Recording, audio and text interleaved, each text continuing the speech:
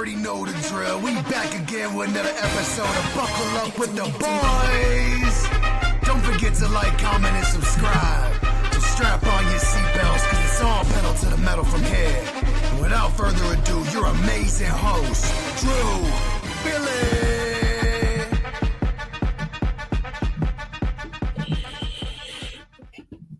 Welcome back to another episode of Buckle Up with the Boys here with your host, Stevie, and host Trevor Ninsmer. Trevor, how are we doing again tonight?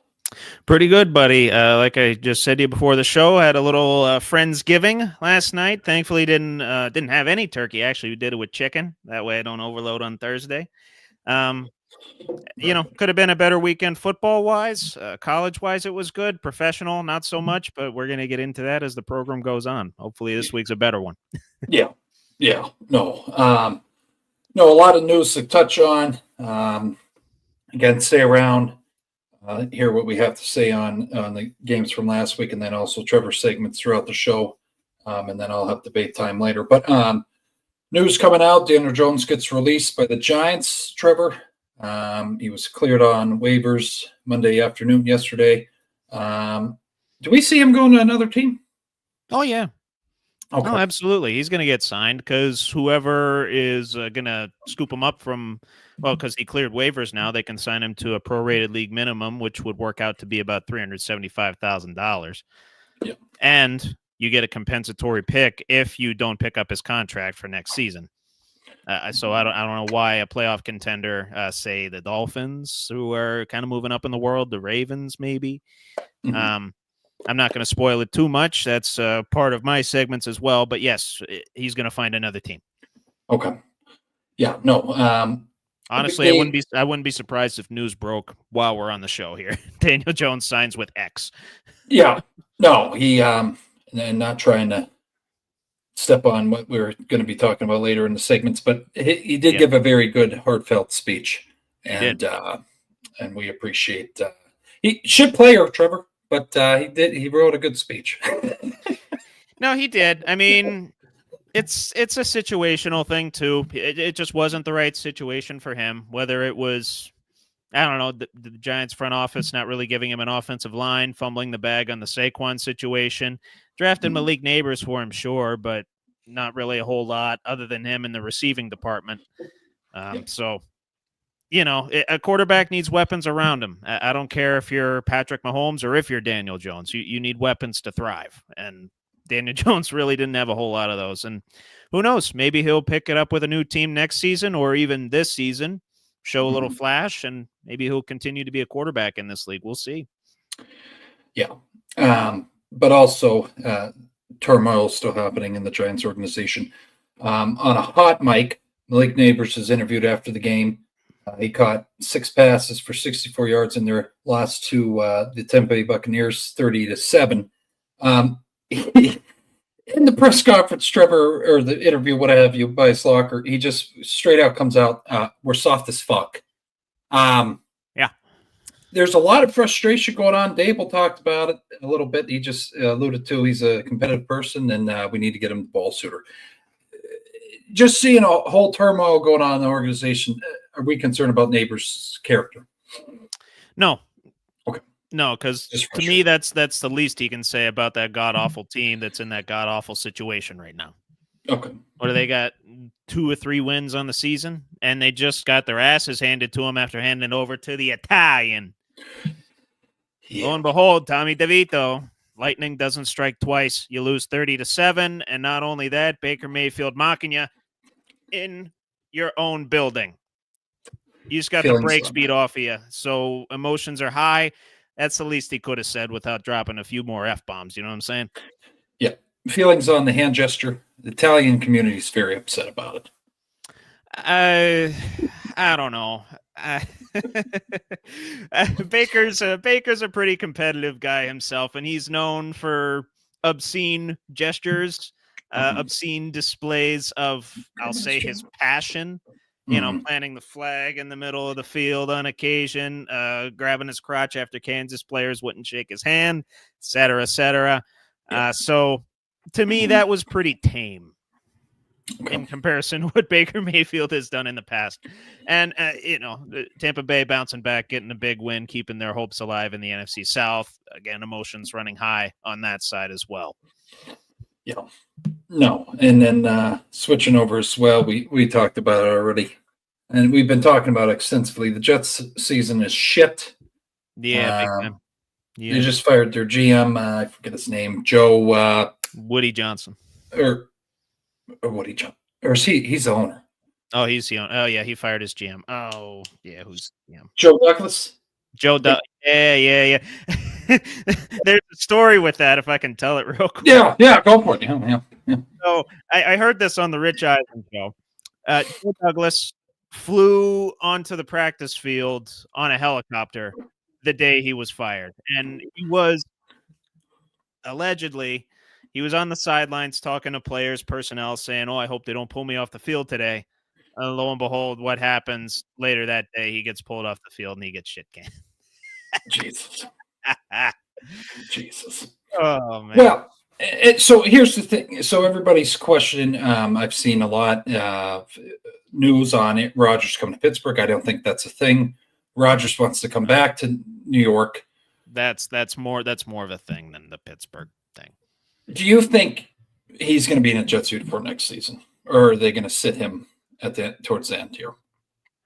Any of those situations? Are they going to sit him this year? Probably not. Okay. I mean, maybe they should. Who's their backup? I don't even remember who their backup is. Tyrod. Oh, yeah. You could throw Tyrod in there for however many games they got left. 6. It's amazing. I mean, at what point do you wave the white flag on this? You're 3-8. You're not making the playoffs. This Aaron Rodgers experiment was even more of a disaster than the Brett Favre experiment in New York. I mean, there's a whole article out there now about the parallels between those two guys, and Aaron Rodgers essentially becoming the thing that he despised at one point in time. Correct. A lot of people throwing a lot of shade at him. Shannon Sharp had some particularly harsh words for him if you watch his podcast. Yes. But no, I don't know. Truthfully, I don't know where he's going to end up. And I don't know if his NFL career is over or not. And that's also in my segments later as well. So we can officially get a verdict. No, you're good. You're good. Yeah. But point being, there's still a lot of unknowns. And yes, Rodgers, he's going to keep it close to the vest per usual. Yep. Did that on the McAfee show today. He says he doesn't know where he's going to end up, but if he does come back in 2025, preferred destination is still New York. Wants to, third time's a charm, I guess. Give it a third go around. Yeah. It's a shit show. As of this moment, very much. Yeah. But no, also to the Raiders fans out there, I cannot express my sorrow to you. Aiden O'Connell gets hurt. Gardner Minshew now broke his fucking collarbone in their 29-19 loss to the Broncos, and he will miss the remainder of the season. I didn't even look, Trevor. Who the hell's going to start for them? If I'm not mistaken, I don't even know. Ritter, probably. Oh, Desmond Jesus Ritter. Christ. Oh. Yeah. Holy shit. He finished out the game last week. I don't know if they got a practice squad guy that they can pop up into that backup slot. The fucking punter's going to be third string. Maybe. Shit. Hey, I mean, they're one of the teams rumored to go get Daniel Jones as well, but that's probably unlikely considering he wants to go to a contender. He's explicitly said that, so yeah. I don't know. Okay. Yeah, but no, our thoughts and prayers are with the Raiders fans out there. So just normally don't have a lot of sympathy for them, but this season, yeah, very much. Well, lost Devontae. Obviously lost your top 2 quarterbacks. Now you're stuck with your third string and you're 2-9. Rough go. Would you say that people are headhunting Antonio Pierce right now? Is it really his fault? Is it really his coaching? I mean, it's all going to fall on the coach. Okay. Culture, play on the field. It's all eventually it's going to circle back to the guy at the top of the pyramid, and that's the head coach. Yeah. I mean, it's again a situation of wasn't really dealt that good of a hand quarterback wise. Obviously, still had Devontae, still had a pretty good defense, which honestly they haven't really shown up in spades much this season anyway. So, but no, coach is the easiest guy to replace rather than replacing a whole 53-man roster. So it's unfortunate. Do I think Antonio Pierce could find a job again? Absolutely. He could be one of those coaches that's just better as a DC, and there's nothing wrong with that.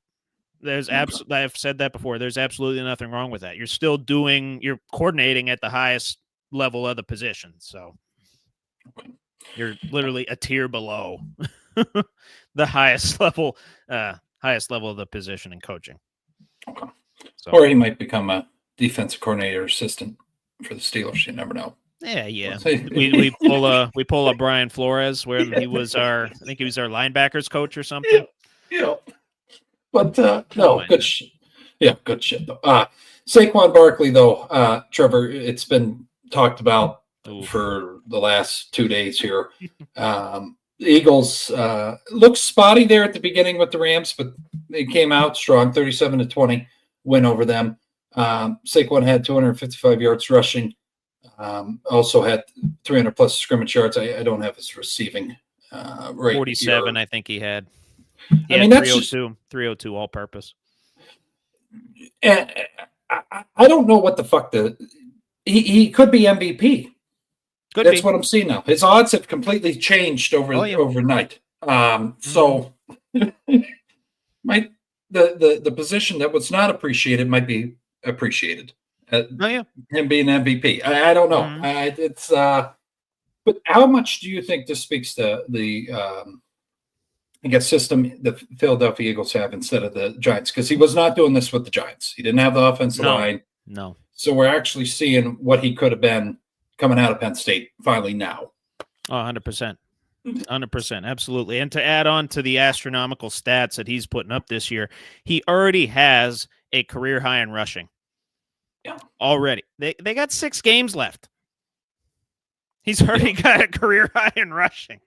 It's he could get to 2,000. He legitimately could get to 2,000 rushing yards if he keeps. Well, he's obviously not going to keep up a 255-yard pace, but like a 100-yard pace, yeah, he could easily get to 2,000 yards. That'd be impressive as hell, and be the first non-QB MVP since I believe Adrian Peterson. Yes. Yeah. There's a legitimate chance that could happen, and Saquon.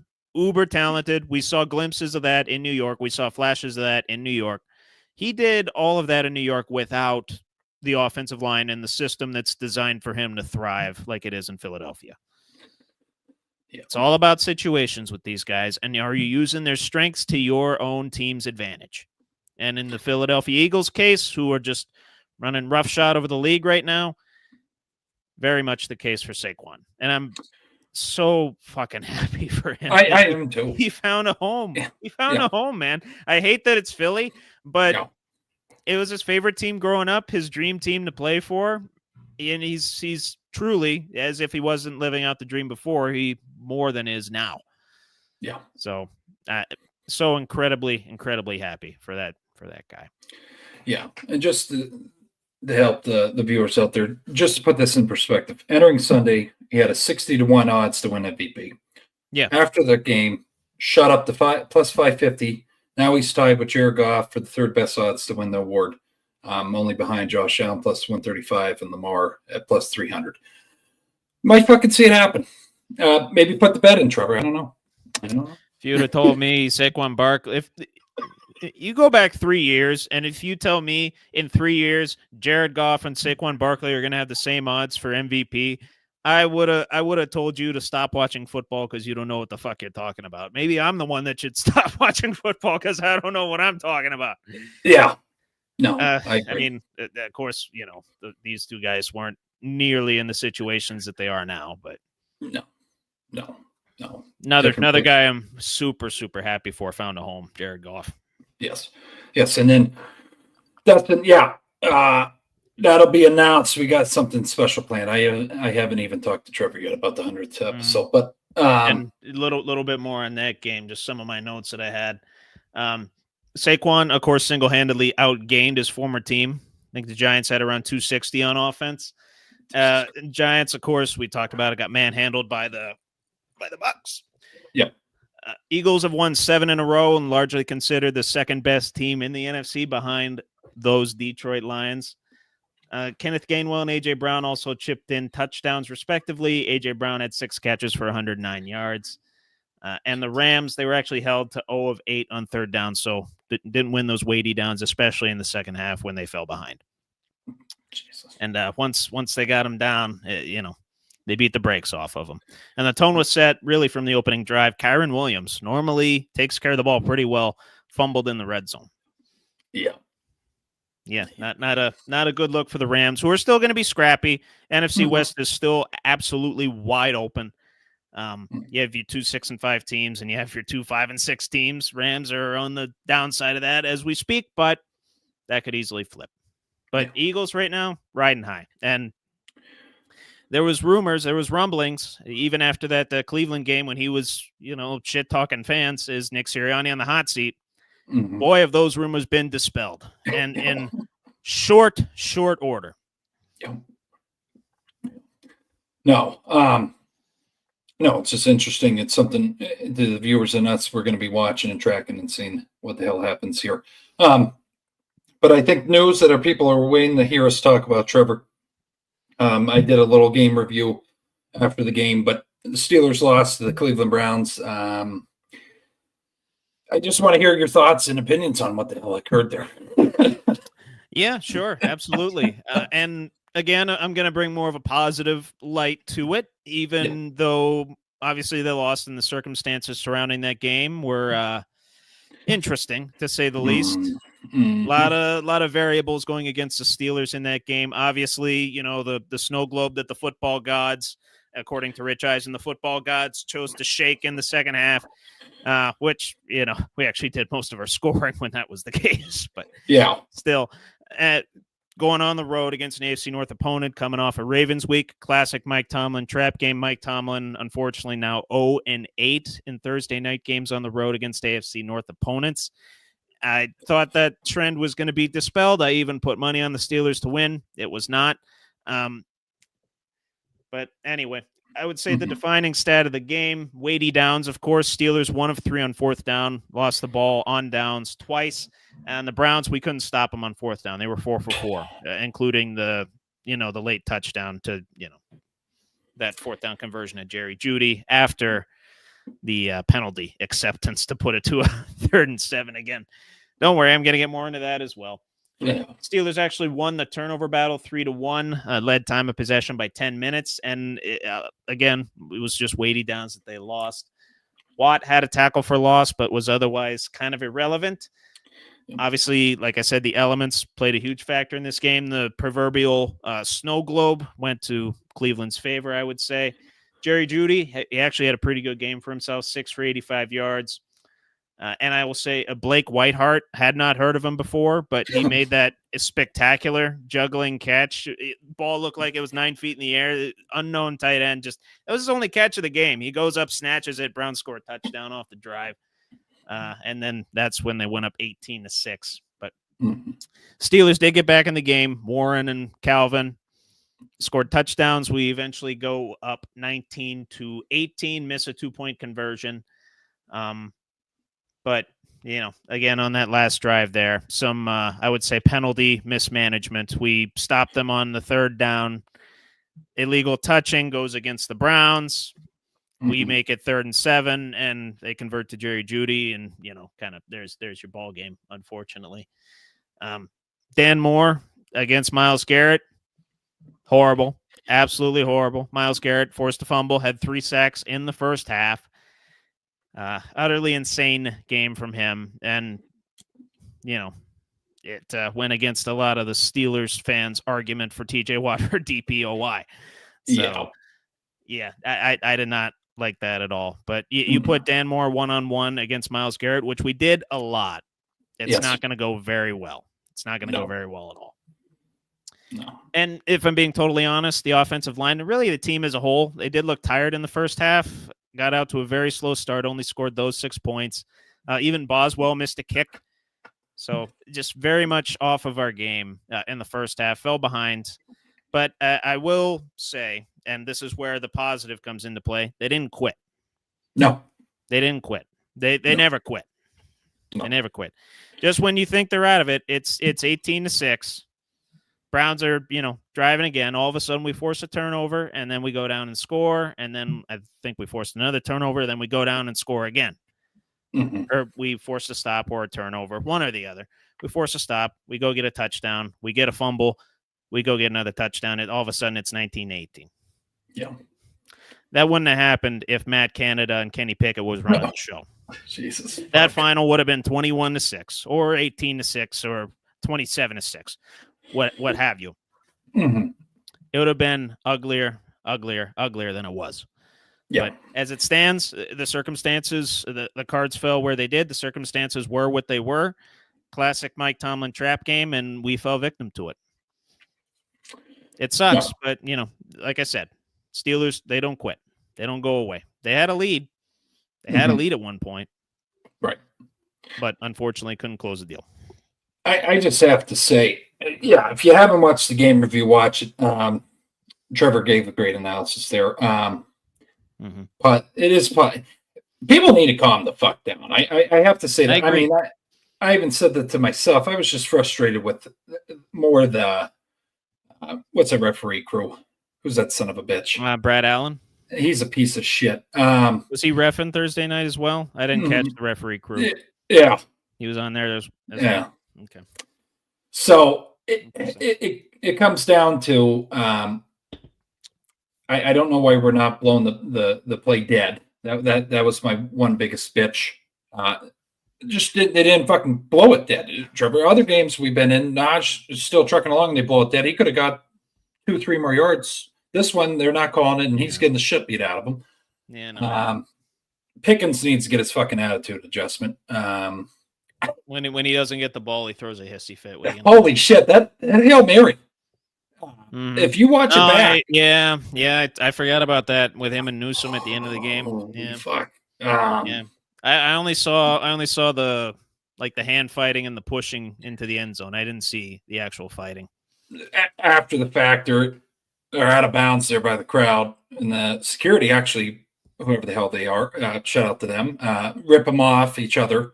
And then, fucking George just pulls his, whatever the hell he has going on, his weather cap or what have you over his mouth. Yeah, his ski mask or whatever. I'll say this, though. Ex-Steeler players and I think old head Steeler fans did not like his comment when he said the elements played a factor. That's where we shine, Trevor. God damn it. No, I know. And that's honestly, that's where we shine during the game. That's when we do most of our scoring. So right. Yeah, I don't know. But I mean, that's what happens when you get out to slow starts. We got to stop doing that. Yeah. We got to stop doing that. And one more bitch, and then we'll move on to the crazy ass Commanders and Cowboys game. If Russell doesn't have time, just get rid of the goddamn ball. Don't hold it. I cannot stress that enough, Trevor. Yeah, he did hold on to the ball too long a couple times, including on that forced fumble from Garrett. Yep. Was kind of scrambling around. Then all of a sudden, Garrett gets a fingertip on the ball and mine. Ball's out. Jesus. Yeah. But no. It is what it is. And, well, now, thankfully, we get a pseudo bye week in advance of the Bengals game next Sunday. Yeah. And we're going to kick the shit out of them. I hope so. But other news as well. Yeah. If you did not watch, well, if you watch the first half of this game or 57 minutes of the game, the Commanders and Dallas Cowboys, boring ass game. Fourth quarter hits, Trevor. Someone turned a fucking switch on. 2 minutes and 49 seconds left. We have a 99-yard kick return and an 86-yard touchdown pass and a missed extra point attempt. Craziest 2 minutes I've ever seen in football in my life. And it was with the team I fucking can't stand at all. No, agreed. Absolutely. I mean, you had 41 points scored in that fourth quarter alone. It was kind of nuts. With I think it was, what was it? Midway through the fourth quarter, about 8 minutes left, the score was 13-9. Yeah. If you had the under in that game, you were sitting pretty, you were chilling, you were kicking back, you were enjoying your life. And then Yes. all of a sudden the final ends up being 34-26. I mean, who the fuck 60 would have thought? points. It's amazing. That's amazing. I think the over and under was 45. Somewhere around there, yeah. If I'm not mistaken, I mean, we're talking 15 over. Oh yeah. I mean, Uh-huh. fuck. From 22 points to 60 points, right quick. Very nutty game. Very, very nutty game. Yes. But no, I mean, overall, Daniels, he did okay. Threw for 275, ran for 74 yards. Problem was, though, he was their leading rusher. Rest of the team only had 51 rushing yards. And obviously, they got out to that slow start in the first half. Scary Terry, 5 for 102, helping fantasy owners far and wide once again. But unfortunately, like I said, Washington didn't get out to a good start in the first half, did not have a drive of longer than 36 yards in the first half. Yeah. And obviously fell behind. And you know how the Dallas defense runs it. As soon as you're behind, they just rush the passer. That's what they're designed to, that's what they're designed to do. That's what they did. But even then, Jane Daniels responded and made it a game. Made it a game. But unfortunately now for Washington, that's their third straight loss. Yeah. And now 2-2 in the division, 2 games behind the Eagles. And if you remember, once upon a time, they were a favorite to win the NFC East. Yep. I was partial to that as well. Unfortunately, not the case anymore. And it just seems that they keep finding ways to lose, whether it's last second against the Steelers or whether it's a thriller against the Commanders where Seibert misses an extra point that could have forced overtime. I don't know. They're just finding ways to lose. And this is where young teams get tested. Yeah. This is where young teams get tested. How can you fight through this adversity? You're 7-5. You got 2 more division games left. You're in, I believe they're in a playoff spot still, technically. Yeah. Let me check that real quick. They're 7th, so you're clinging to a playoff spot. You got the Cardinals breathing down your neck. Yeah. You got the Buccaneers potentially and the Rams breathing down your neck. What are you going to do? What are you going to do? And ahead, let's see what they got here. You got the Titans next week. Go take care of business. You got the Titans at home. Go take care of business. You got the Saints on the road. Then Eagles, Falcons, Cowboys you round it out with. They have to win these next 2 games. And this is where the NFL schedule kicks in for Jane Daniels. Yep. Yeah. You know, college, you're looking at 13, 14 games if you make it to the Natty. This is a 17-game season, man. Yeah. College is about wrapping up right now. Final week of the regular season's upon us.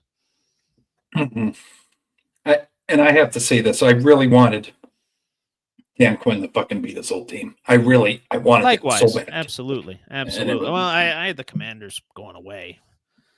But wasn't the case. No. But that's all I had for news this week. It was kind of a light week. Just a lot of like intense games. Close, a lot of division games this week as well. One more I did want to touch on was the Texans game.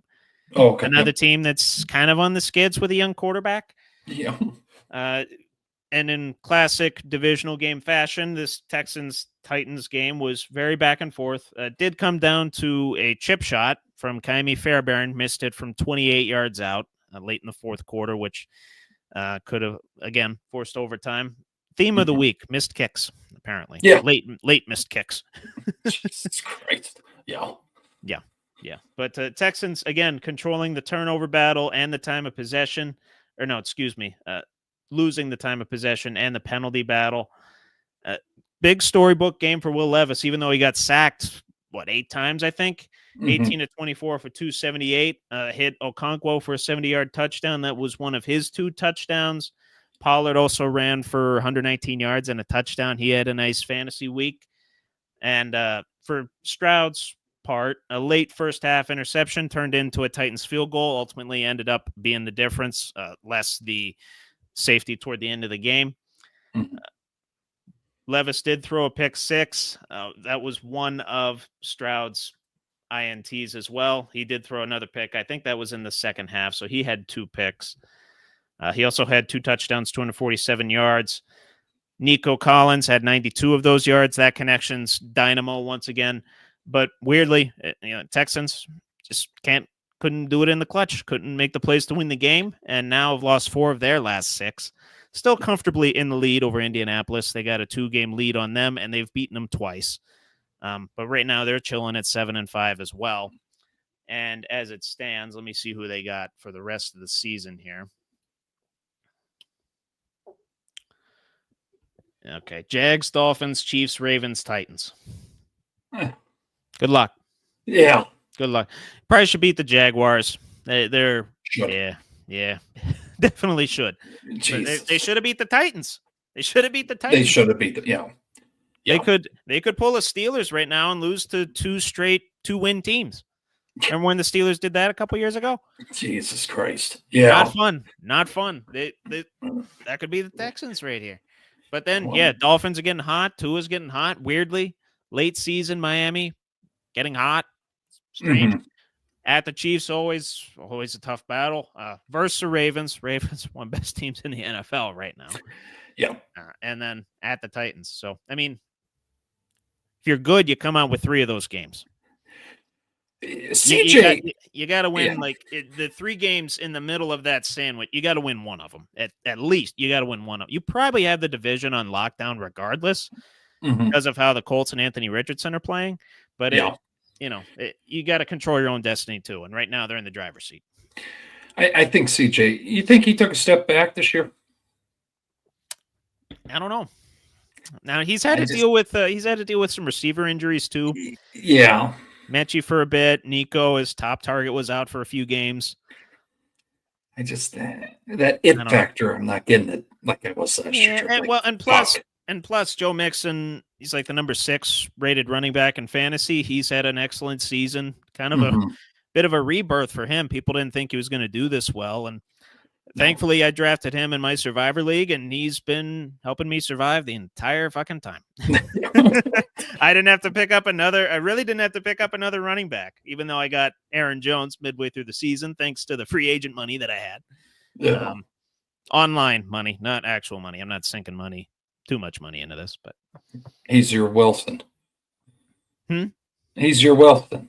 Yeah, he's my Wilson. He's your Wilson. Basically, yeah. I don't know if the viewers got that, but I did. Okay.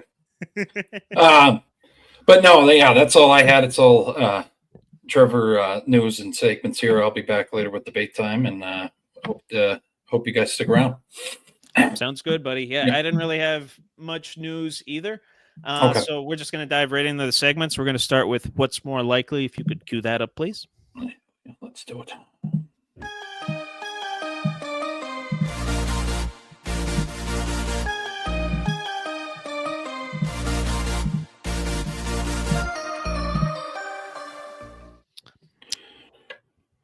You're not going to do the thing. Do the thing. Oh, what's more likely with Trevor Dinsmore? Thank you. Right. I appreciate that. You got to start doing that again. All right, I'll do it. You've forgotten it the last 4 or 5 weeks, and I know. I'm used to a cadence, and when I don't have that cadence, that reciprocal cadence, Yeah. Blue 42. I gotta. Yeah. Anyway. Yeah. Starting hot and heavy, my friend. Most likely Daniel Jones' destination out of these teams. Okay. Ravens, Dolphins, 49ers, and I only included this last one because it'd be hilarious. Cowboys.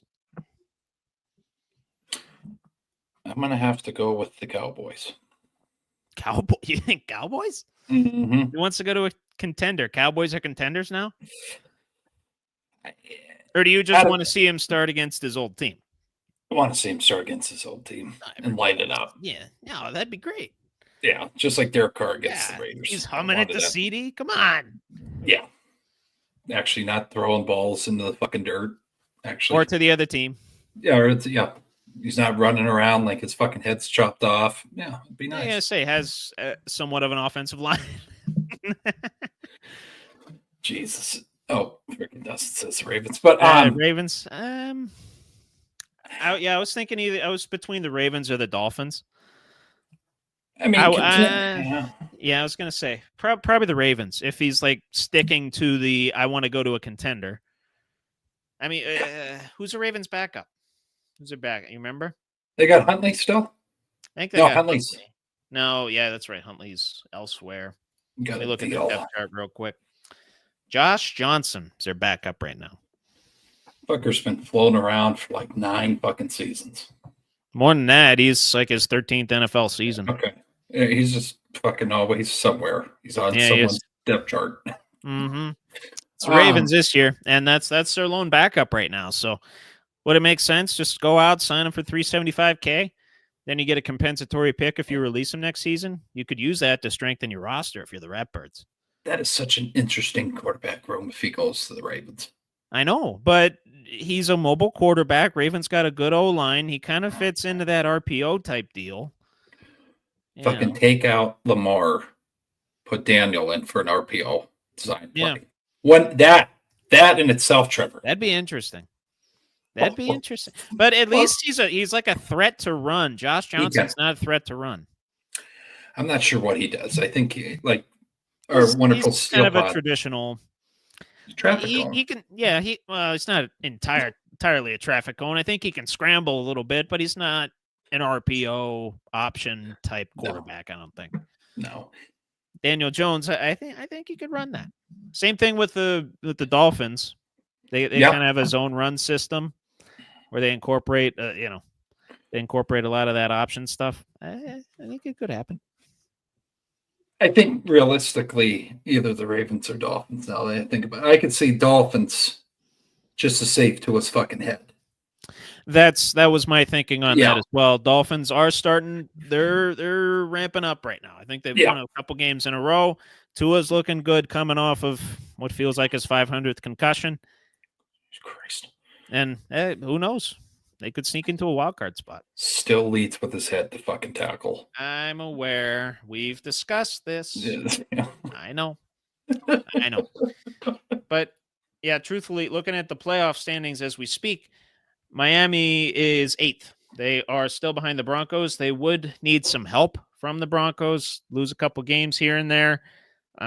Obviously would, in all likelihood, need to win out, maybe lose one game to make the playoffs. But yeah, if Tua goes down again and you're all in on this Dolphins team, you're SOL if you got Skylar Thompson taking the snaps again. So yeah. Either Ravens or Dolphins. And I'm going to go Ravens thinking that he's going to stick to the I want to be on a contender thing. And it would help that if they had someone other than Josh Johnson as a backup. Jesus. Nothing against Josh Johnson. Journeyman made a hell of a career for himself, but made a lot of money just hanging around. He did. That's all you got to do sometimes is hang around. Start a few games here and there. That's Yeah. All right. Yeah. Nothing wrong with that. No. Cool. So what's that? He's like Brian Scalabrine. That's a reference. Yeah.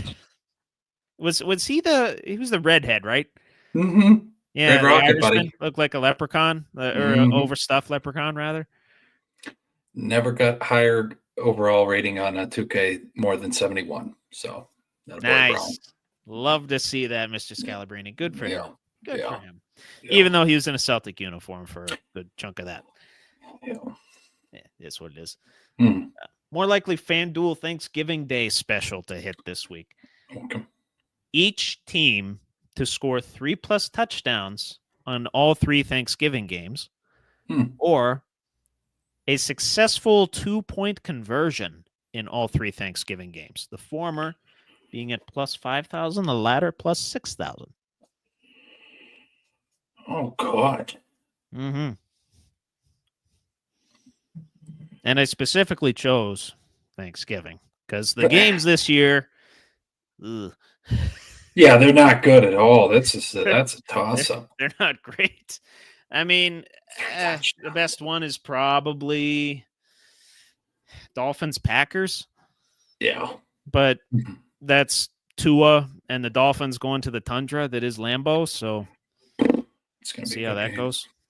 I'm going to go with the latter. It's the lat. LATTER. Yeah, it's okay.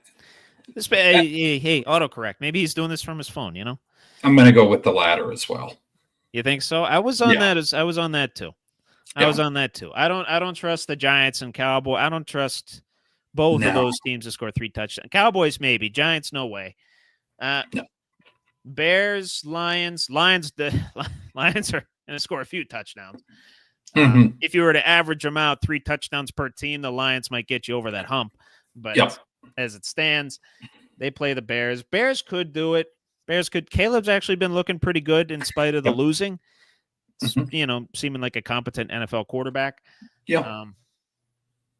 Dolphins, Pat. Yeah, no, it's mostly that Cowboys Giants game that I don't trust for the former there. But I think you could run into situations where you get a 2-point conversion in each of those games. Weirdly, I do. Mhm. Somebody misses an extra point, you want to make it up, or maybe the Dolphins Packers game is closer than we think. Somebody goes for it for 2 to win, or somebody has to go for it to force overtime or something. Mhm. I think you could find scenarios for that. I'm surprised those odds are that much longer for the 2-point conversion. Just put $3 on and say, let it ride. See what happens. That's what I would do. That's what I would do. Yeah. Get to your aunt's house as you're prepping for Thanksgiving lunch. You toss in a couple bets. Yeah. Not a bad idea. You're just sweating over the fucking table.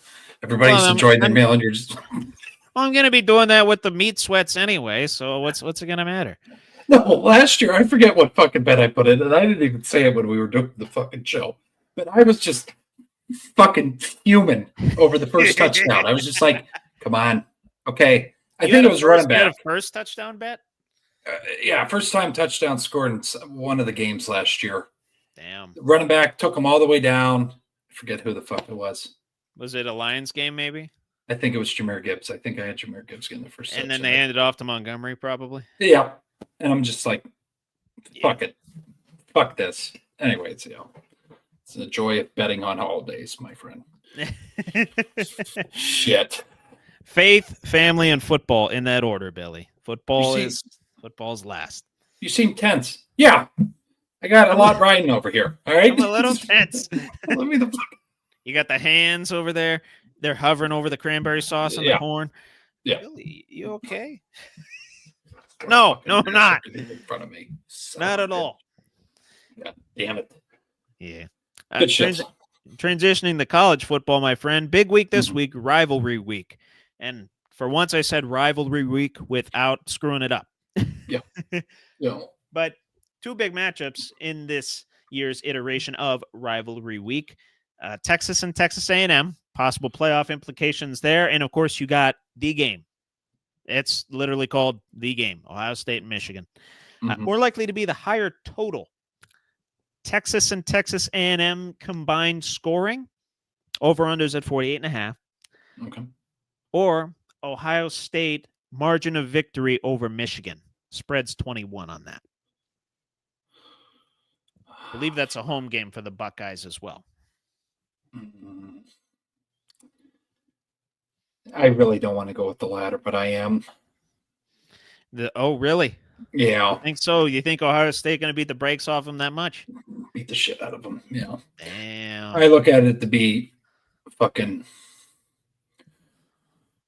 I'd be comfortable at 24. My hands. Yeah. Fuck up, Trevor. That's interesting. So you think it's going to be a defensive battle then between Texas A&M? Oh, yeah. I'm here for that. Yeah. I'm absolutely here for that. Quinn Ewers, he's been good, but Texas hasn't been scoring as many points as you'd expect. And Texas A&M, they got to keep the score probably in the mid-20s. Yeah. So, I mean, you could see a 20-17 game. Ohio State wins by like 38.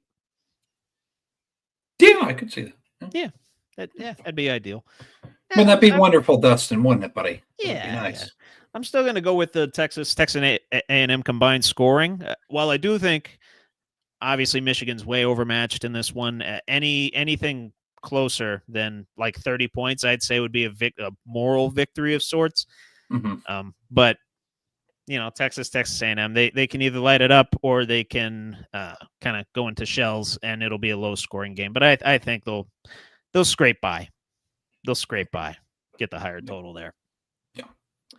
More likely scenario, and this is in college football as well. Mm-hmm. Travis Hunter doesn't win the Heisman. It's currently at minus 850 for that right now. Or either Penn State or Notre Dame win a national championship this season. Plus 1,600 and plus 1,400 on FanDuel, respectively.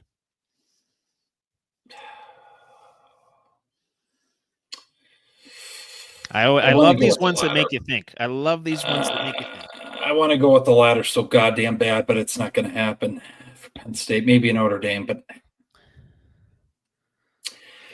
more likely scenario to not happen. Well, yeah, it's going to be Penn State, Notre Dame. You think so? Yeah.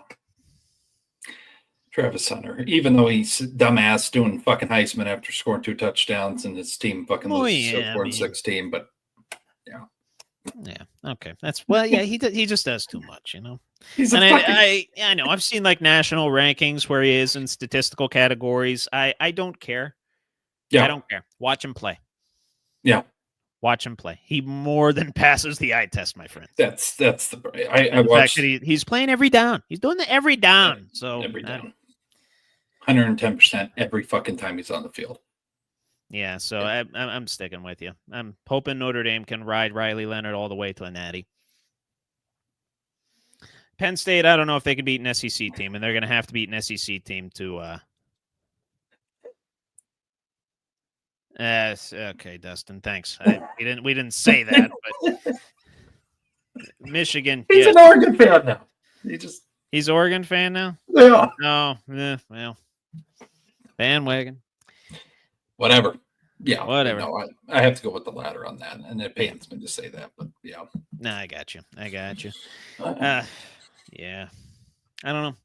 Notre Dame is uber confident right now too. Penn State, they barely scraped by against Minnesota. I was gritting my teeth the whole time that game. Fucking 26-25. Come on. Literally. That one, gave me a few cardiac events, and then Notre Dame beat the brakes off of Army. So, much needed pain relief. That Notre Dame game was like an asprin. Yep, you're up. You're done. Yep. And it's like, yeah, playing with my emotions. Yes, yeah. It is what it is. What it is. But transitioning to basketball real quick. Don't worry, we're not going to stay there long. One of the bright spots for the Philadelphia 76ers in the midst of this awful, dreadful, monkey shit of a season has been Jared McCann. Jared McCann, rookie out of Duke, averaging 16.6, 2.2, and 2.8 points, rebounds, and assists on the season with a 46.2 field goal percentage, and currently at minus 135 on FanDuel to win NBA Rookie of the Year. So who are you taking for NBA Rookie of the Year? You taking McCann or the field? And I'll bring up the field. Okay. I know Dalton's doing good. Dalton is doing very good. I did not look up his stats, but I've heard good things. Yeah, that's the only one that. And then there's the other fucker. I forget his name. Shit. I'll be able to tell you here in a second. No, you're good. I had this ready, but that's okay. No, I could have looked it up too. Yeah, Dalton's been good. Zach Edey. Reisesher? How do you say that? Zachary Reisesher? Yeah. You're right on. Jalen Wells and Stephon Castle. Those are the five in order behind Jared McCann in odds.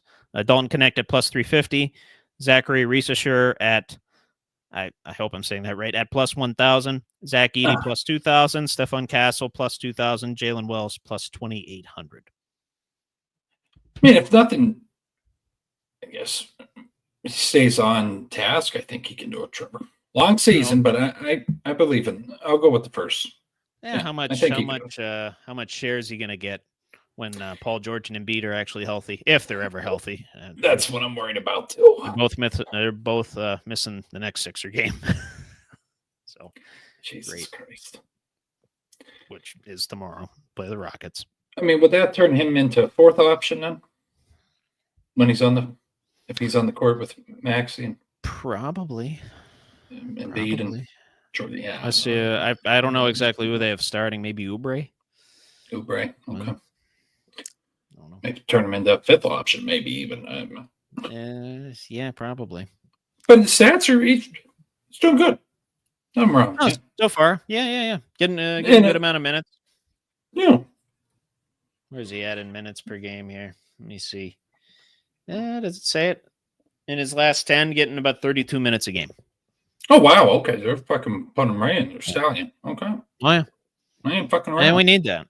Well, hell, I think the Italian stallion, Rocky Balboa, would be healthier than Paul George and Joel Embiid. I was so fucking excited for you when you said Paul George was going there. And I'm like, I really like him. No, I know. But one of the biggest disappointments of the NBA season thus far. I mean, we're 15 games in, but still, long season, but 16 games in. It's not off to a good start. Oh, Playing behind 8 right now. Second lowest in the East, I believe. Only the Wizards are behind us. 67 more games they got. All right. Mm-hmm. Okay. 67-0? Question mark. Possibly. Win 67 straight games. Cruise into the playoffs with a what would it be? 69-13 record. Take down the 96 Bulls, and we got a fucking ball game here. Yeah. Well, actually, it's mathematically impossible to do that in the regular season right now, but in terms of a winning streak, that'd be pretty epic. It's fucking good. It's not going to happen, Dustin. I'm sorry. What, Mavs for the NBA champions? No. Or LeBron for the G League? Both. And here's the thing too, and yeah, and I want to take over your segment. You say that every week. You never take it over. Just talk.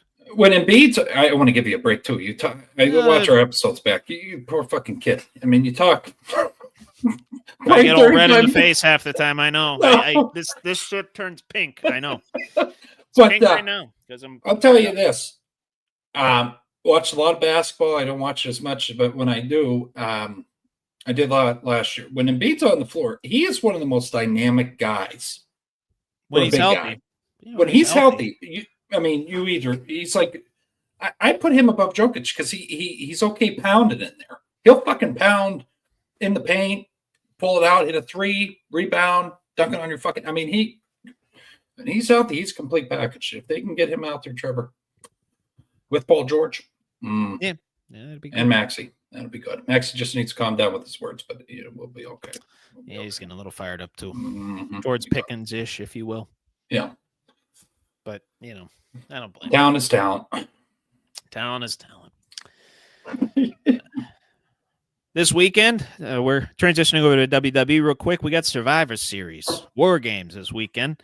Oh, yeah. And of course, there's the War Games matches, but a couple of good Intercontinental U.S. title matches we got. LA Knight facing the returning Shinsuke Nakamura. Very excited for that guy's return. Potentially his last year in WWE is 2025 as well. It's a shame. Like to see him win a world title, but that's probably unlikely. Braun Breaker also defending his title, the Intercontinental title, against Sheamus and Ludwig Kaiser in a triple threat. Between those two, who is more likely to lose their title at Survivor Series? They going to throw the belt on Nakamura, create a whole belt-swapping rivalry with the two? Or are you going to go with the kayfabe odds are against Braun Breaker in a triple threat? Doesn't even have to be pinned. It would lose the title. I'm going to say Braun Breaker's going to lose it. Yes, he's going to lose. Sheamus going to win his first Intercontinental title, become a Grand Slam champion? Yeah. I'm with you. I'd like to see that. I'd like to see that. I'd like to see him do it pinning Ludwig Kaiser, though. That way Braun Breaker has a reason to go after Sheamus, and they can have banger after banger after banger after banger after banger after banger after banger after banger after banger after banger of matches. That would be, just toss them on Raw every single week. Do like a best of 7 that you did with Andrade and Carmelo Hayes. Yeah, I think that'd be very cool. Very cool. 2 high impact guys. Ooh. Sheamus being the big old vet bruiser, and Yep. Braun Breaker being the more explosive. Oh yeah, Yeah. they Enjoy could make that. magic. They Yep. could make magic. Yep. Yeah. Props to Sheamus though. Props to Yeah. Sheamus. Yeah, that's all I got for this week's edition of What's More Likely going to transition into All In, Raise, Check, or Fold. Bring up those dogs playing poker, please. Yes.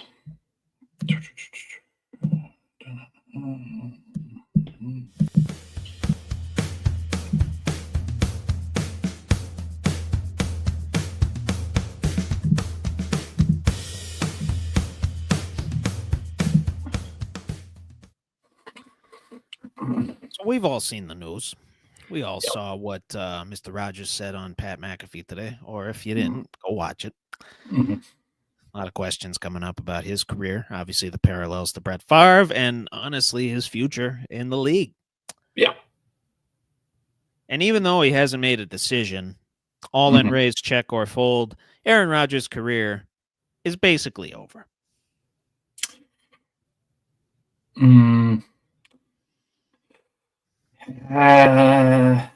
See, they said this about Favre.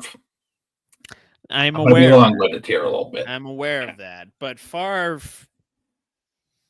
retired. Sucking down 60 Vikings, puking them up, swallowed them, figured it out. His wife got cancer, works on a farm, doesn't even know who he is nowadays. But God damn it, I'm going to go a race here, Trevor. He's going to be on the Purple People Eaters on the Vikings next year, Aaron Rodgers. You're going to go raise on his career being over. That fold statement. Okay. Yeah. No. Okay. I was going to say, I was at a check for the same reason. If he's going to go wear the purple and wear the horn on the sides and skull. Wouldn't that be interesting? I don't think that's going to happen with Sam Darnold at the helm. Sam Darnold having a pretty good season, seemed to have found a second home, if you will. Yeah. Got out of New York. Funny things happen when you get out of New York. He went to San Francisco, learned under Kyle Shanahan for a season, and all of a sudden found himself a starting job in Minnesota. Yeah. So, obviously, Rodgers, later stages of his career. If he does stay in football, though, he'll probably stay in New York. And he'll set the organization back 3 more years, because why not? Be wonderful. It's like LeBron with the Lakers. Good. Yeah. Just setting the organization back potentially decades. Good to see. Maybe Jeannie Buss and Woody Allen get together and they have eating out of hand sessions with LeBron and Aaron Rodgers. Is that what happens during those the silent retreats? Does LeBron go on those with Jeannie Buss, or? I still, the whole thing with that, maybe it's coming back to bite him. Is there negative effects to this shit? To the silence retreats, or I don't know. I don't chemical know. or whatever I haven't looked up into it, and I don't know if there's medical research in regards to whatever the fuck he's putting toad shit or whatever the hell. I don't know. He's putting psychedelics in the body too. I mean, I don't know, man. A 40-year-old coming back from an ACL injury. I don't know what kind of psychedelics heal that, but whatever. California dude. He's I'm telling you. If you will, he's just a chill guy, Yeah. I mean, I could see him fucking leading retreats after he's done with football. Not gonna lie. Maybe. With the fucking think he starts a cult? Obviously not the Charles Manson kind, but just let's get together and do psychedelics on the weekends kind. We saw how he challenged in 2020. I don't want to go any further with that, but yeah, fair enough. He has it in him. I think he has that mentality. He could brainwash some people. I could see it. Shit, that went somewhere else. I know it did. That's okay. I mean, if he wants to refute us, he can come on the show. I'd love to hear it would be something. Just pick his brain. That would be kind of cool. Yeah. Oh yeah. I don't mean to beat a dead horse here and kick Raiders fans while they're down. No. We talked about them a little bit earlier. Talked about their past and present. Let's talk about their future. The Mhm. Raiders should tank and draft Shedeur Sanders. Mm. Hmm? I'm gonna go fold. You're going 2 folds. Wow. I rarely get a fold out of you. We got 2 in a row here. I'm going fold. I think Trevor, gotta watch. He's already he's filed for bankruptcy. I did see that. Did you see that? Oh, Shedeur. Shedeur's filed for Yeah. bankruptcy already? I believe that was a thing. I Interesting. don't know how you do that. What the hell is he doing with his NIL money? Jeez. So that's the other concern, and I just don't know Or if is it like, I don't know. we'd have another Jamarcus Russell situation. I think they steer clear of that. I can see Rodgers in a Raiders uni. Actually, that's a hot take. Oh, well, you'd have Rodgers under Brady's watch, right? Cali Brady being part owner, yeah. or in Nevada, he'd be closer. Okay. Yeah, he'd be closer to Cali. Is he a gambler though? I don't think he's a gambler. Not that you can in the NFL, but Well, there's enough desert out there to get into the psychedelics, if you know what I mean. that's what I mean. Yeah, I mean he could get off the game at 4:00 Western time over there, and then the clan meetings at 6. You know, I think there's a fucking. Isn't there a town? I believe there's a town in the desert that there's no laws. It's uncivilized. well, yeah, it's like its own country or something. Yeah, I could see him out there. Oh, he'd fit in right in. Oh, Mhm. that's Yeah, good shit. I heard about that. I forget. I think I saw like a 10-minute like YouTube video or whatever, like Yeah, it's fucked up. one of those voiceover documentary type things. Yeah, Very interesting. I'm going fold though. Again, we went Okay. somewhere fucking else. I know. Every conversation in this segment so far has gone back to Roger psychedelics and his potential cult leadership. I'm gonna say Rays though. They need a quarterback. They need some flash. They need to make a splashy move, and who better to make that splashy move than Mark Davis? Get Just a new saying. haircut, Mark. Come on, Mark. Just saying. We always talk. Why are you always talking about haircuts? If I You gotta had stop talking prepped about and that. ready, I'd put it up just for people to be, and then you'd see What, the comments. bowl cut? Yeah. Yeah, I know. All right, we're good there. Yeah. Okay, you sure? You don't want to talk about Rodgers one more time? Where's his girlfriend, Blue World? Anybody? Is that his girlfriend? Comments? Yeah, she was out there fucking playing the drums and shit. I think it's Blue World or some. She's full on hip. Oh yeah. I didn't know he Mhm. had a girlfriend. If I'm being Yeah, totally she honest did. with you. He did at one point. I think when he first got to Um, New York. Mallory Edens. That's not her, is it? Is it Mallory? Mallory. He's been dating since June of this year, according to No. Sportspedia.com. Okay, it might be his ex now then. Okay. Yeah, Blue something. Blue World, I thought it was Blue World or some Blue Earth, Blue Earth. Blue Earth. I think it's Blue Earth. Yes. Charlotte Brereton. Yeah. That's who. That shit. She's an artist, influencer, motivational speaker, and hosts the podcast Deja Blue. Deja BLU, no E. I think she's the one that got him on the psyches. Maybe. Oh. That wouldn't surprise me with a Oh, name like artist. that. Yeah. And artists take it. It's not a bad thing you take it. I'm just saying. I'm done with that. Sure. Okay. I've been talking about that for You fucking said 2 you years. You said you were done with that twice already. Is this third time the charm here? Yeah, I'm good. Anyway, sticking with the NFL, but moving over to a guy that I really wanted to talk about, and I told you about this pre-show. Looked good against the Chiefs. Actually kept his team in the game and forced the Chiefs to win again on a last-second field goal from their fill-in kicker, Spencer Schrader, former Notre Damer. Congratulations, my friend. I wish you in a different uniform, but congratulations. Had the game-winning field goal. But Bryce Young looked good. 21 of 35, 263, threw a touchdown. And if you watch the game, looked like a pretty competent quarterback. Looked confident, was making the right throws, was scrambling when he needed to, putting the ball in the right spots. Bryce Young is the true quarterback of the future in Carolina.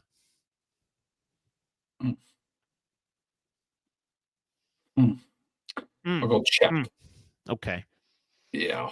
Just Does one game not a career make?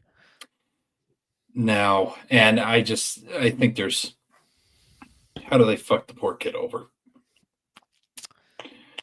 Yeah, leadership. Who gets hurt? Leadership. Mm. We blame Bryce. Well, supposedly he's been working with Adam Thielen these last couple seasons, been getting progressively better. So good, and that's a good vet guy. I'm happy. That's actually the one move that I think they actually did to help him. He's not an all-star. Yeah. I think Thielen's a glue guy. Yeah, vet guy. So yeah, good. Yeah, it's in between Rays and Check. I'll probably say Check right now. Yeah. He looked good though. He's been looking better these last couple weeks. They've been in games and even won a couple games. So went through his check downs and fucking got the ball when it needed to. So looks competent. Like, not quite the all-star that he was at Alabama, but competent NFL quarterback. I'm gonna switch my hat around here real quick. Mine's itching the shit out of me. I had to get. There we go. I don't know what the fuck was going on. Nah, me neither. I was having fucking wardrobe. The front part was getting itchy. My forehead was getting itchy. Back of my head, it was literally. I thought I had lice. I was fucking grabbing the C, and fair enough. I took it off. Yeah, we're good to go now. Mm-hmm. Fair enough, my friend. So the ACC, and college football. We've been talking about that quite a bit. Your Miamis, your Clemsons, your SMUs. Your SMUs, they could win the ACC and even host a playoff game. Mm-hmm. I'm not going quite that far yet, but I think SMU, the Mustangs, are going to win a playoff game this season. Just because I'm skeptical, I'll go Rays, but I feel confident. Okay. Yeah. Excellent. Mm-hmm. Excellent. Mm-hmm. Okay. Yeah, I'm at a Rays too. They have the dog in them. Race too. Oh, absolutely, they do, my friend. Yep. Absolutely. They're still obviously first in the ACC. I believe they're undefeated in the ACC. And if I'm not mistaken, they've beaten some pretty good teams along the way. Killed Pitt, beat Louisville, barely lost to BYU as well. BYU is a good team, even though they've been slipping lately. So, and they just beat the brakes off of Virginia and beat a pretty well-coached Bill O'Brien Boston College team the week before that. Mm-hmm. So, they show a lot of promise. Obviously, the competition will be heightened as we get into playoff season. Yeah. But I don't know. I think SMU has the right pieces moving forward. Mm-hmm. Mm-hmm. So we'll give one to them. Why not? Mm-hmm. Why not? So we saw today bit of a breaking news situation here. Mack Brown being fired from his position as head coach of the UNC Tar Heels. Now, this is effective at the very least after the final regular season game. It is yet to be determined if he will coach the bowl game that North Carolina will be in. They are bowl eligible. They're 6-5, but some of the results this season, North Carolina is not very proud of, and they deem Mack Brown fit to move on. Now, Mack Brown, long coaching career, long career at Texas. This is his second stint at North Carolina. Coached 35 years, has a 654 win percentage and 14-12 in bowl games. Obviously, the most famous of those being the 2005 Rose Bowl, in which his team, led by Vince Young, made a comeback victory over USC and Pete Carroll to win the national championship. He is 73 years old, but I don't think his coaching career is quite done yet. What do you think? Let's go off in the sunset, Trevor. Let's go check. Check? You think he's going to enjoy his golden years? What the fuck else does he have to prove? I don't know. He doesn't know anything else in his adult life at this point, really. He's been coaching since 1985 when he was at Tulane. Well, here's another guy that I always bring up, and I just say his initials, JP. You saw him get kicked out of his position. He dies, 3-4 months after. Yeah, maybe he works to live, Trevor, or lives to work. That's what I mean. Yeah. Yeah. Those old geezers at the office that are like 76 years old, and you wonder why they don't spend more time with their wives and they're at the office until 10 p.m. Mm-hmm. Because they're working to stay alive, apparently. And maybe that's Mac Brown's thing, and his It might be.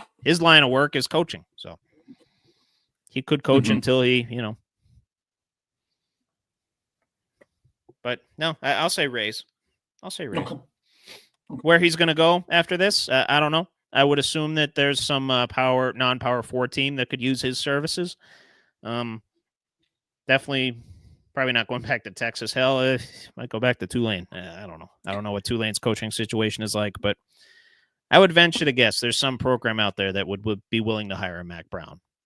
Yeah. Just on name recognition alone, draw some fans to the games, and maybe build your program up for a couple years before he rides off into the sunset. If he doesn't ride off into the sunset after this season, Right. So, anyway, moving over to WWE one more time, talking about Survivor Series and talking about the other War Games match that we didn't talk about last week. We talked about the women's one. Talking about the men's one this week. Obviously, we saw last Friday Paul Heyman, the wise man, his return. I had never seen a louder pop for the words "ladies and gentlemen." That was phenomenal. Mhm. I even marked out myself. I'm like, oh my God, Paul Heyman's back. A wise Right. man. And I literally spit on my computer as I said that. Oh God. There- Oh God. There it is. I got a little excited for the wise man. And on top of that, we think, maybe he'll bring back like Brock Lesnar, or maybe Seth Rollins is going to be the fifth man. And whose music hits? Cult of Personality. CM Punk walks out. That was a great ending. And I even texted my father, who's like, he's not a CM Punk fan. He doesn't like him at all. And he's like, that was pretty cool. So if that much of a skeptic is saying that was pretty cool, WWE must be doing something right. However, do I hear a train? There's a train going down. They're down There's a now. train. Damn. Okay. Yeah. That's loud. That's louder than the crotch rocket. I heard it every fucking night in Buffalo. Every fucking night. I believe it, my friend. I believe it. But Yeah. anyway, on to my statement here. All in raise, check or fold. Paul Heyman bringing CM Punk into this OG bloodline is somehow going to backfire. And the heels are going to win at War Games. I'm all in on that. Same. I think you could build like 10 different stories off of that. Obviously, you could keep the bloodline one going. You got Punk Roman with the wise man being conflicted and all that. Then I don't know how well Punk gets along with the Usos and Sami Zayn. Or he could have like individual rivalries with guys on the other side. Bronson Reed could figure into the fold somehow. Yeah. Or Punk could go just straight after Solo for whatever reason, other than he's a cocky son of a bitch. Yeah. I think you might have more to gain with the OG bloodline losing there. Yeah. So I agree with that.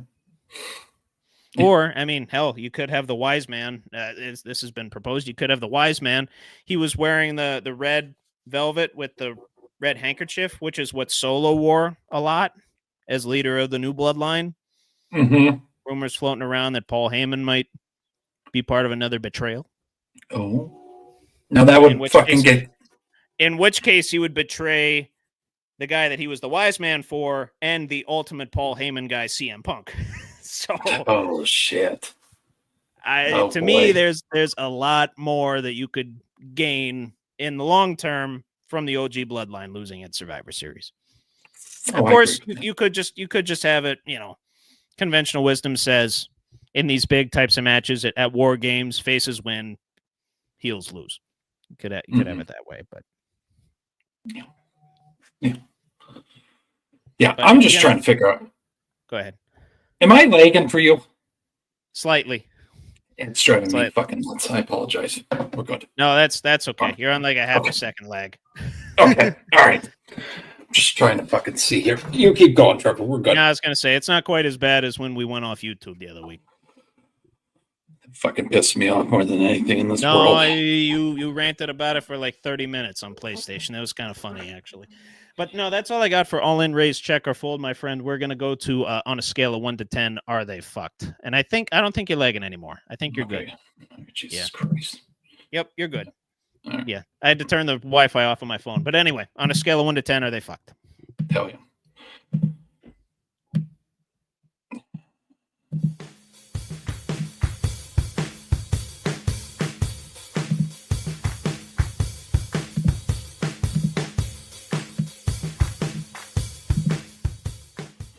I'm going to take a big risk here and crack this right here and hopefully not spill it on my laptop. Clean. Oh, that's beautiful. Yeah. Crisp. The rest out in this glass real quick. Yeah. This one's a little warm. The warmer it gets, the quicker the foam dissipates, but it doesn't taste quite as good. You know, cold. I obviously prefer my beer ice cold, but Right. yeah, it is what it is. Another team that lost a pretty big game in embarrassing fashion this past weekend, 49ers against the Packers, who unfortunately had to go with, I don't know, their 5th or 6th string quarterback after Brock Purdy was hurt. Another guy named Allen, I forget his first name, but his first name's not worth remembering with that performance. No. On a scale of 1 to 10, are they fucked? We're talking about the Niners again, their playoff chances. And no, I did not get official odds before. I'd say I don't know Purdy's return, but I feel like we need to hit the panic button. We're at a 9 right now. Okay. I was thinking around 7 or an 8. Yeah. I forget where I was last week with the NFC West just because that's so wide open. I think I was around the same spot, maybe a 7 or an 8, but Yeah. I'll say 8. I'll say 8 for the Niners playoff chances. They're not completely boned yet. Obviously, they got 6 games left, but they got to turn this thing around real quick, especially in that tight of a division. The frustration on Shanahan's voice or face and even in he seems his presser. He seems flustered. He's fucking very yelling un-Shanahan-like, yeah. Yeah. Like he's losing his shit on the sidelines. That's not, I don't remember that being a thing. So we'll see what happens. Yeah, see what happens. Yeah, fair enough. Fair enough. And I hate to say this because I love this part of the human race so much. On a scale of 1 to 10, are they fucked? The Italians' run of fame in New York. Tommy DeVito. Is his 15 minutes of fame over? I go 7. You're 7? Why are you going just a 7? I think he's always going to be, even when if he turns out not to be a Giants quarterback or a part of the organization, I feel like he's just going to keep falling in the shit because the Italian community. Yeah. Is he like a Gardner Minshew type where like his personality is just going to get him recognition? Yeah. Okay. Yeah. I could see that. Yeah. I could see that. That still hasn't swayed me off of the 8 that I was going to give, but he's basically the Rocky Balboa. The Italian Stallion. Yeah. I don't think Tommy DeVito is winning any world heavyweight titles anytime soon, but no. Still, you know. Yeah. The most famous Italian on the planet, perhaps. Correct. Right, well, playing football anyway. Playing football. Oh yeah. Yep. Still lives at home. So. Yeah, absolutely. How's your mother? How's your mother? If the GABA is not cool, I send it back. I miss the ducks, etc., etc. Oh. I miss the ducks. Get me every fucking time. No, I know. Such a emotional scene. Anyway. It is. Oh, when he falls over at the grill. Oh, not good. Not good, my friend. Good stuff. Poor Tony. It's good stuff. Yeah. I gotta start ripping through that before the Max subscription. That's actually up at the I got my friends. It's up at the end of the month. I'm gonna have to get my own and just rip through Sopranos this winter. Yeah. So that'll be that. Yeah. Mm-hmm. Going back to college football, we've been talking a lot about the Big 12 race, and BYU, the former leader of that Big 12, just got their asses handed to them by Arizona State. Yes, they did. Yeah, and they're still number 2. They could still make that Big 12 championship game and potentially get that avenue into the playoff. But I want to see where you're at with this particular statement. On a scale of 1 to 10, are they fucked? BYU's chances of winning the Big 12. Winning the Big 12. Not like making the playoff or, well, obviously Just they make the winning. playoff if just winning the Big 12. Not winning a playoff game, just Big 12. Go 5. Say 5? Yeah, not really worried about it. I mean, they could. I mean, that Interesting. loss. It's Big. kind of open a Big little loss. bit. Yeah. Well, they finish out against Houston. And Arizona State finishes out against Arizona on the road. Okay. And let me see where Iowa State shakes out. Because they're the other one that could sneak up and potentially get into that Big 12 title game, or even Colorado. Colorado, if they really wanted to. Although they've been slipping as well. Iowa State plays Kansas State. And then Colorado, as I'm clicking through them each individually here, plays Oklahoma State. Some weird shit maybe going to happen in the Big 12. Yeah. I'm going to say there, though. Okay. Stick with a 5. Yep. I was thinking like 6. Okay. I was thinking 6. Obviously, the Kansas loss doesn't look good, and you got the break speed off you by Arizona State. I know it's like a 5-point game, but Arizona State was leading by a couple scores for a good chunk of that game. Yep. So, yeah, I don't know. I don't have a whole lot of faith in the Mormons right now. Yeah, if I'm the Mormons, I'm pushing the panic button as we speak, because you were big-time favorites entering that Kansas game, and all of a sudden you lose that, and that emotional low carries over into the next week, and you can't get up for Arizona State. Yeah. So, get shit on. Yeah, they definitely did. So, I'll say a 6. Though I'll say a 6. Okay. Going over to basketball one more time. I told you That's right. we wouldn't be there very long. We're going back there again, but again, not for very long. The Nuggets. Jokic still in MVP form. He's averaging like 28, 12, and 10 or 11 or something. He's averaging a triple-double. He's still in MVP form. He's the MVP betting favorite, I believe. I looked at the odds right before the show. I did not write them down. I probably should have, but I know Jokic is the favorite. However, Nuggets have lost 4 of their last 6 and are now at plus 700 to win the West.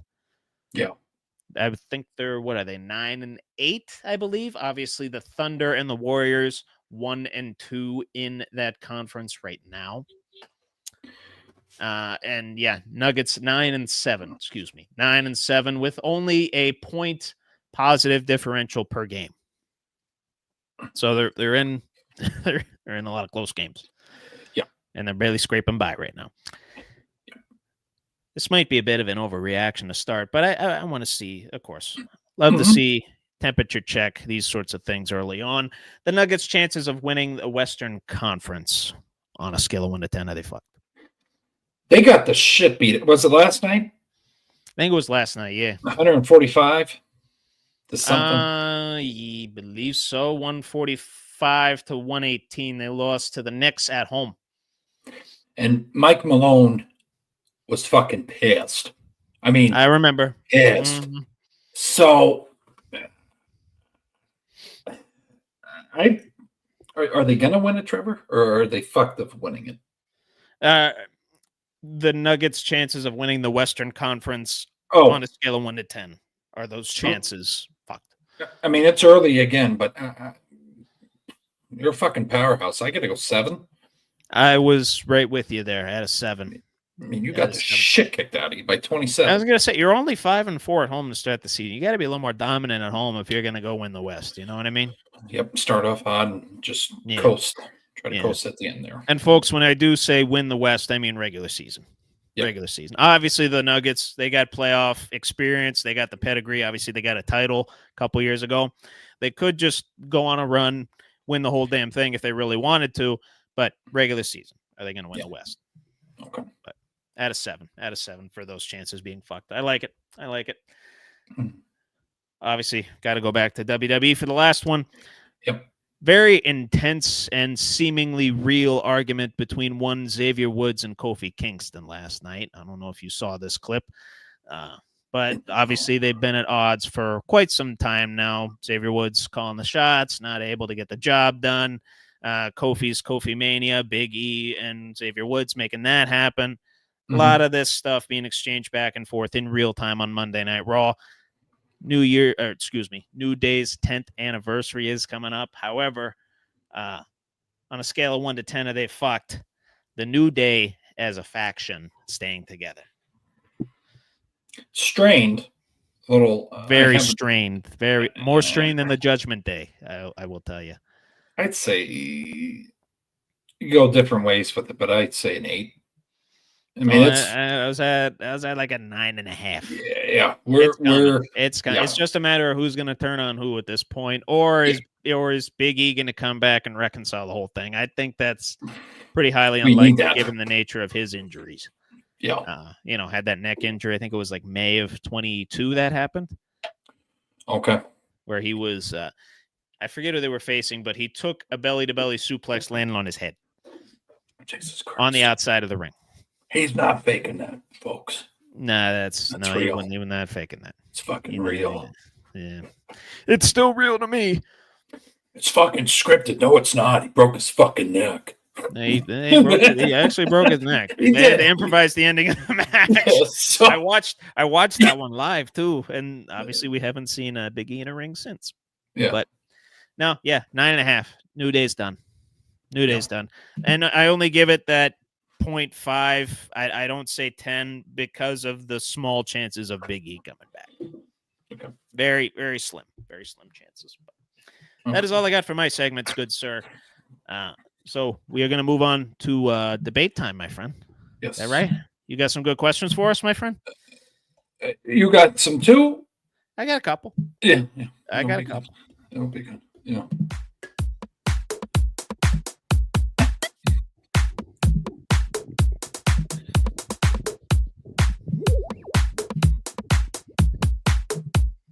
God damn it. Okay. Here you go. Back here, another segment of debate time. Some good questions. Trevor has some he's going to throw into be a man of the week or be a man question as well. But anyways, greatest Thanksgiving football memory you have? Ooh, that is a very good question, actually. I have mine queued up. I was ready for this one, Trevor. I'm gonna say I didn't really think of one. Well, you say yours first. Maybe it'll jog my memory. Yeah, that one's up there. Yeah, that one is up there for sure, my friend.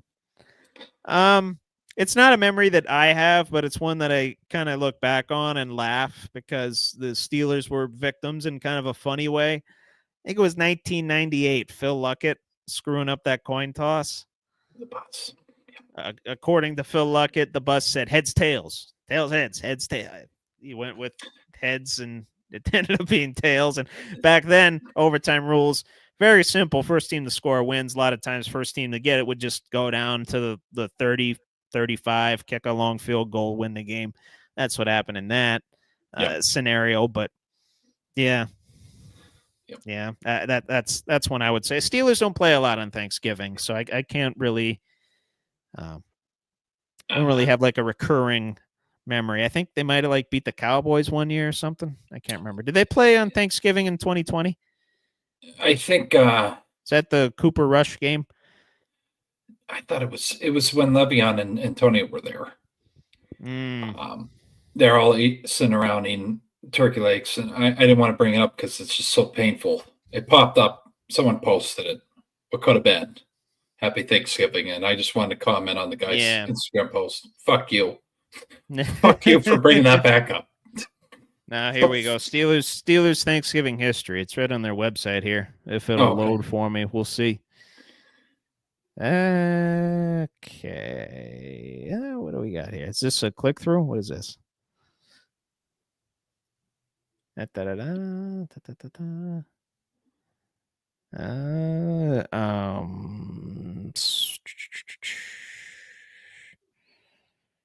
Steelers. Oh, I guess, yeah. When is this article dated? November 27th, 2013. Okay, that's an old article. Shit. Okay. Yeah. Anyway, that's what I'll go with for now, unless I find something else here. Okay. No, it was good times, and but no, that's good memory. Yeah, favorite beverage, drink on Thanksgiving, Tripper. Is there a go-to? Oh, you know me, I'm a cider guy. Give Okay. me some cider. Whether prefer the hard stuff, obviously, but you put some cider in a mug, you throw it in the microwave for, I don't know, 30 seconds or a minute, depending on the wattage of the microwave. Mhm. Get some warm cider in your body at the end of the night, puts you right to bed. It's a beautiful thing. Good shit. Beautiful thing. Good And shit. just for the record, the Steelers, last time they played on Thanksgiving was November 24th, 2016. They beat the Colts 28-7. And before that, 2013, lost to the Ravens 22-20. And then before that was the Phil Luckett game in 1998. So, yeah. I mean, anytime the Cowboys lose, it's a good time because I got Cowboys fans in my family. Not in my immediate, obviously, my extended family. There's some Cowboys fans. We get together, and then I always rub it in his face, say, Cowboys, how about them, et cetera, et cetera. Yeah. But, no, I'd say, Jack and Coke. Yeah, Dustin, you're with me on that. All right. I just drink it all the fucking time. I don't really, man. Yeah. You like that? Do you ever have that winter Jack? I got to stay the fuck away from it. No. Oh yeah. I think I'll drink the whole bottle. Yeah. Goes down like water. Yeah, it's too shit. Yeah, and then you just wake up and like, what the fuck happened? Not as bad as a wine hangover, but it's pretty close. Oh yeah, wine hangovers are a different beast, my friend. Very bad. You drink a shit ton of bagged wine, and you wake up the next day and you're fine. Shitty wine too. Yeah. You're a different animal if you wake up the next day and you're functioning. Playing a dangerous game doing that. Yeah. Say the fuck away from you. I got a lot of white women in my family too. They like their wine. I gotta nope. I'm gonna stick with these. Yeah. I'm gonna stick with Jack and Cokes. Get me away from that wine. I don't need the sweet stuff. Jesus. I don't like wine. Okay, Dustin. That's good. Who is the greatest coach, NBA coach, in your opinion, all time? All time? Yeah. Ooh, Pop's got to be up there. Jerry Sloan got to be up there. Phil, probably Phil. Phil. I'd say Phil. Red Auerbach. Yes. Celtics dynasty, of course. Yeah. Of course. You're specifically NBA coach or basketball? Like basketball in general. NBA? Okay. Yeah. So I was going to say, if you're talking basketball as a whole, you got to throw John Wooden in there. Krzyzewski, Gino Auriemma. Those types of guys that coach college ball. Yeah. But in terms of pro ball, NBA, Phil. Pat Riley, I think, needs to get more respectful too, Tripper. No offense. I will say this, in terms of a guy that's been a coach and a GM. Yeah. One of the most successful. Okay. I agree. One of the most successful. Pretty successful, pretty high up there in both categories, really. Yeah. Like if he coached his whole career, he probably would have been one of the best. Or if he was a GM or an executive his whole career, probably would have been, one of the best in that. He did both, and he did both at a very high level. So, yeah. But in terms of just coach, Phil Jackson. Okay. And there's a prelude with this here. What is your favorite bar to frequent when going out? Like my local bar? No matter where. You go there, you just fucking get hit with the vibes. You get hit with the vibes. You just love it. You can't get enough of it. There's a bar stool that you always, or a section you always sit in. Yeah, no, I got you. Yeah. I tell you, I don't really go out that often. I prefer to stay in and drink or like have house parties and stuff. Okay. But I like Barry's Pub. It's within walking distance of me. That's kind of why I like it, and it's it's a classic pub. It's not all that big, typical bar food, which is actually they have pretty decent food. And I don't know. It's just a kind of it's a comfort thing. I'm very comfortable there. Like I do. Don't get me wrong. On occasion, I'll go to my Tequila Cowboys. I'll go nuts. I tell you a bar that I like. It's also in downtown Pittsburgh.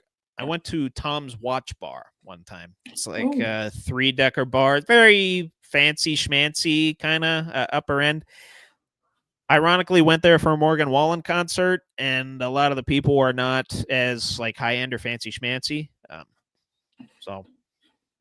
But no, it was a nice looking place. I have a business card for the owner. Okay. Very good people. Good people that run that establishment. If you're from Ridgeway, St. Mary's area, Dino's, good establishment there. Jordan's. I'm going to Jordan's tomorrow night for God knows what. Right. God knows how long I'll be out, and God knows if I'll wake up in the morning. Well, Thanksgiving's at first Thanksgiving dinner's at noon, so I better wake up in the morning. Right. But I'd say for the sake of keeping it local, I'll say just Jordan's is good. Jordan's is good to me. My favorite bar, Trevor. This is St. Mary's. Hated it. The Hoot. It was very sad. Sad when it was torn down. Yeah. Got the machine over there with questionable things in it, but the floor was sticky as shit. Oh yeah, they never fucking cleaned that place. But if I think of a bar that I just feel Dino's back bar, strictly back bar. Back bar? I don't like the front. I like the back. That's fair. I can watch pool games. No one's fucking bothering me. I'm good. I was gonna say if I prefer the back bar at Tequila Cowboy. If I'm being totally honest, if you've been to the one in Pittsburgh. Yes. Yeah, the back where they have the big old one under the Steelers signs, this big spiral one, and then they have a rectangular one off in the corner with some booths back there, the wooden booths. Yep. I prefer those. I prefer the one by the booths. Yep. A little more cozy back there, not nearly as claustrophobic. Because if you're in that initial spiral one, you're right by the dance floor and the main dining area too. It's very you get sardines over there, Oh yeah. But if you could meet one professional athlete, who would it be? Current or all time? All time? Yep. Ooh. Guy that I want to have a really good conversation with, Muhammad Ali. Muhammad Ali. Okay. Oh yeah, Muhammad Ali. Agree with that. Yeah. Yeah, I know it's a short answer, but no, I'd say him. He's a very, obviously one of the GOATs in his industry, and a very, and I don't mean this in the sense of an Italian mobster, a very wise guy too, very wise human being. Yeah. It would have been Kobe. Kobe's, he's up there. But I'd say Ben. Ben would be cool. Love to just chat it up with him. I think you could. Well, he drinks like a fish. I think it'd be fun to have a beer with him. I don't think he drinks quite like a fish, but he's pounding on the podcast. I mean, sometimes. Well, lately, he's got all the family events and stuff. Yeah. He usually does a little, I don't know, maybe up to here. Yeah. Yep. Just sample size of the craft beers and stuff. But then, I guess he'll have a Yingling or a light off the side where he's mainly drinking that. He's obsessed with that platinum. He does like the platinum. He is fucking. I want to buy a case and send it to him and be like, "Hey, from the boys, there you go. Come on the podcast. Let's do a collab, Ben. That would be fucking dream." Oh yeah, no, we'd go to his home bar downstairs there. We'll meet Spence, and we'll meet. What's the guy? The chef. The guy that cooks. The chef. He got sponsored before they did. I know he got sponsored, but he got the first sponsorship for that podcast came from the cook, came from the chef. Giant eagle. Giant eagle. Giant eagle. That's amazing. That's amazing. He was so pissed off. I So was know. like, dude, Super Bowls don't get you shit. Is that he didn't say shit, but Super Bowls don't get you Don't get you anything. nothing here. Good stuff. Good fucking stuff. I'm trying to find the guy's name. I feel bad that I don't remember his name because I want to give him a shout out. Oh, I say it's like if I- Chef Mark or something. No, maybe it's not Mark. Shit. I know. Chef Evan. Chef Evan. Chef. Okay. That's who it is. Okay. No, it's Chef good Evan. stuff. Getting that Giant Eagle sponsorship in the bag, man. Who would have thought? Oh, Fucking yeah. Chef does. Big old Steelers fan, that guy too. Oh yeah. Oh, Big yeah. time. Big time. Oh, watches every game. Always has some thoughts to share. A little Yeah. nervous in front of the mic. You can tell he's not too comfortable with the public speaking. Obviously, a lot more comfortable in the kitchen. Yeah. But, you know, Yeah. good for I him. don't shine here. I shine in the kitchen. All right, just- Yeah, he shines in the. Oh, well, hey. Ways, man. What's the saying? I can't even say words right now. The way to a man's heart is through his stomach. Correct. Correct. Yeah. And I Yep. will say, Ben and Spence, they eat pretty good on that podcast. Oh, goddamn right they do. You see the burger that they had on the, I think it was one of the last episodes with the pierogi and the caramelized onions on it. Oh, come on. Look fucking Oh. good. Oh my God. Yeah. I need to hire Chef Evan for a day. Yeah. Like, No, Just one day. Just cook all my meals for one day. it's good shit. It's Oh. good shit. That'd be amazing. But no, that's all I had for debate time. I know Trevor has some too, but Okay, cool. Yep. Tell you what, we'll do the Buckle Up with the Boys, Be a Man question of the week first, and then to transition into wishing everyone a happy Thanksgiving, we'll do a Thanksgiving question right after that. But the Be a Man question of the week, and I will give credit to Billy on this one, help me come up with it. When it gets cold outside, and it's starting to get cold outside, Yeah. Your windshield, your windows, they're going to ice over a little bit. Is it more manly to get out, scrape the shit off, and, potentially freeze your hands off, or do you let the heater do the work? I scrape it It off. depends how good of a heater you got, though. Like, for context, 2015 Civic, what do you have? 2010. 2010 Civic? Yeah. Yeah. Okay, maybe not the best heaters at this point. No. No. I take the edge. I'm not driving. I'm taking the edge when I got to drive.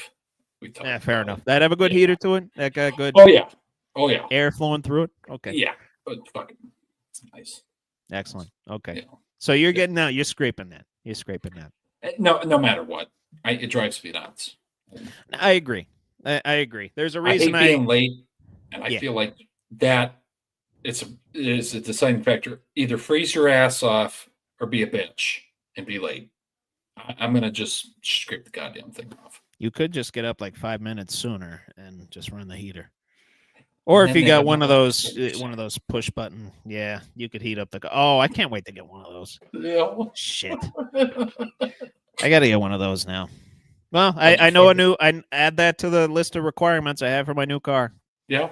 Has to have Yeah. a push button start, and you can heat it from the remote or from the key fob. Fucking people watching this that have the remote. You fucking heathens. I the car? know. They're living in too much luxury, I still gotta have gloves in the glove compartment just so I can toss right, them yeah. on, and I'm gonna get the hat hair. That's what's Get gonna the happen. experience of winter. This is. Yeah. Come on. Ask those people in Cleveland what they did. They probably were scraping their cars off after that Yep. game, Yep. Jeez. Yep. Anyway, before I get to this question, before I forget, wishing you and yours a very happy Thanksgiving holiday. We hope it's filled with the 3 F's: faith, family, and football. Hopefully in that order. If not, toss food in there for one of those. Yeah. Yeah. Yeah. That's all I got to say about that. Happy Thanksgiving, everybody. Yes. And to you and us, Billy, favorite Thanksgiving tradition? Oh. And if you have like a family one you want to point out, you go for that. just well, yeah, since starting to date her, it's go over her house. Yeah. And then her family comes over to ours, and we just have everybody again. That's really big for me. I The need, families. I Getting the need, families well, together. Joe, just everybody together. It's always been very sentimental. You've seen me get emotional over stupid shit, Trevor. So No, I know. very sentimental. I don't like. You feel your Shit-change. feelings, Billy. You Oh, feel I your do. feelings. Yes. I do. You I need do. to. You need You to have to. because you need to process them. So Yeah. you Yeah. gotta feel them. Yeah. Yeah. But yeah, I wasn't attempting to piggyback you here, but I always get 2 dinners. I always get one at like noon, and then the other side of the family, they do one at like 2:00. So we get the Thanksgiving leftovers when we go over there at like 3 or 4, when like the 4:00 game is starting for football. Hmm. That's when we go over there. But no, hopefully I'll get to keep that up for a little while longer. Yeah. Getting the 2 Thanksgiving dinners. Yeah. That's what I like. Yeah. No, that's a beautiful thing. Focusing on the food. The food. Yeah, You have to focusing on get- the food part of it. Obviously, I love to see everybody. It's Correct. holiday season. I can't get enough of everybody, right? Right. But I will say I do keep in pretty regular touch with I'd say maybe not most of my cousins, like a good like half of my cousins, and then obviously the immediate family I pretty much talk to every day. So Yeah. getting to see them's nice as well, and getting to double book Thanksgiving every year. Yeah. Makes it easy. Makes it Yeah. easy. Yeah. Makes it easier to pass out at night too.